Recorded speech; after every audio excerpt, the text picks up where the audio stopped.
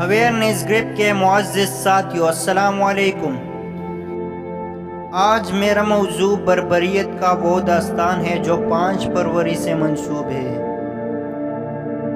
دراصل یہ ان مظلوم کشمیر بھائیوں کی داستان ہے جو 1947 کی آزادی سے لے کر آج تک اپنی آزادی کے لیے لڑ رہے ہیں۔ میرے مسلمان بھائیوں، آپ نے ایک لمحے کے لیے سوچا ہے کہ ہمارے کشمیر بھائیوں بہنوں اور بوڑھوں کے ساتھ کیا ظلم ہو رہا ہے؟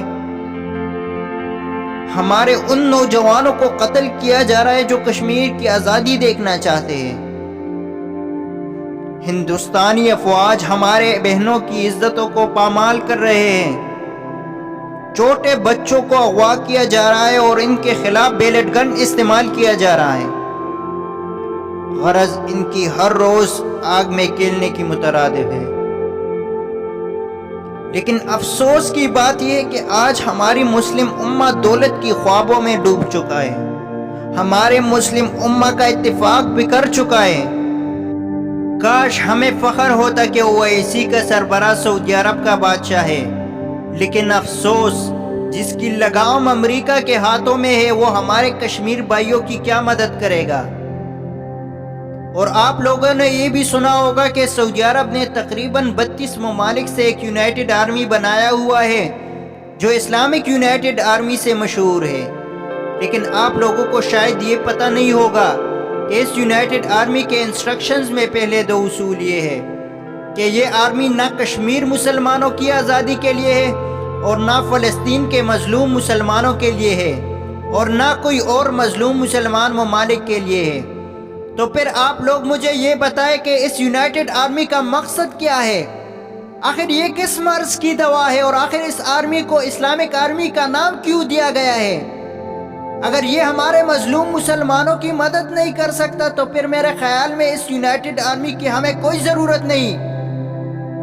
اگر ہم دوسری طرف UAE کے سربراہ کو دیکھیں تو ابھی کشمیر کے 5 فروری کا غم بھولا نہیں تھا جس میں کشمیریوں کو ان کی خود حقیقیت سے محروم کیا گیا۔ نیز اسی دوران UAE کے سربراہ نے ہندوستان کے مسلمانوں کے قاتل مودی کو ایک عظیم عسکری ایوارڈ سے نوازا۔ کوئی شرم و حیا ہوتا ہے، لیکن اس عرب حکمران نے پھر بھی ایک مرتبہ یہ نہیں سوچا کہ ہم اپنے مظلوم مسلمانوں کی آواز کو خود دبا رہے ہیں۔ یہ عرب حکمران خاک ہمارے مظلوم مسلمانوں کا مقدمہ لڑے گا۔ سعودی عرب نے اس کے بعد بھی انڈیا کے ساتھ $1 بلین کا معاہدہ کیا۔ کیا یہ پاکستان اور ان مظلوم مسلمانوں کو یہ پیغام نہیں دیتا کہ یہ جو مقدمہ یونائٹڈ نیشن میں چل رہا ہے اس میں ہم آپ کے ساتھ نہیں ہیں؟ غرض ہمارے عرب ممالک ہمارے مظلوم مسلمانوں کی دشمنوں کو عسکری ایوارڈ سے نوازتا ہے اور ان کے ساتھ $1 بلین کا تجارت کرتے ہیں۔ ان حکمرانوں سے کیا حق مسلمانوں کی مدد کی امید کی جا سکتی ہے؟ آج انگریز حکمرانوں کو بھی یہ پتہ چل چکا ہے کہ مسلم امہ کی مثال سمندر کی جاگ کی طرح ہے، کیونکہ صرف مسلمانوں کے ممالک ہے کہ ان انگریزوں اور کافروں کے تشدد کا شکار ہے، اور پھر دنیا میں مسلمانوں کو ٹیررسٹ اور اسلاموفوبیا کے نام سے بدنام کیا جا رہا ہے۔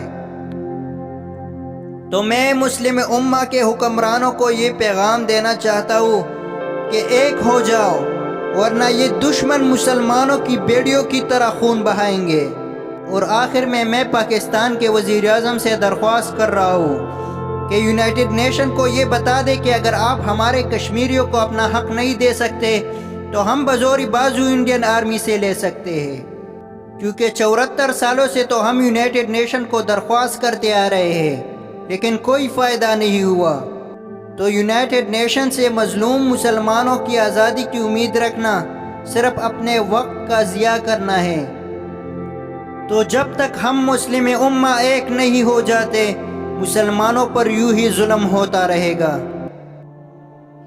امید کرتا ہوں یہ ویڈیو آپ کو پسند آئی ہوگی۔ مزید ویڈیوز دیکھنے کے لیے ہمارے چینل کو سبسکرائب کرنا مت بھولیے اور ساتھ بیل آئیکن بھی پریس کرنا تاکہ نئی ویڈیوز آنے کے لیے آپ کو اپڈیٹ ملتا رہے۔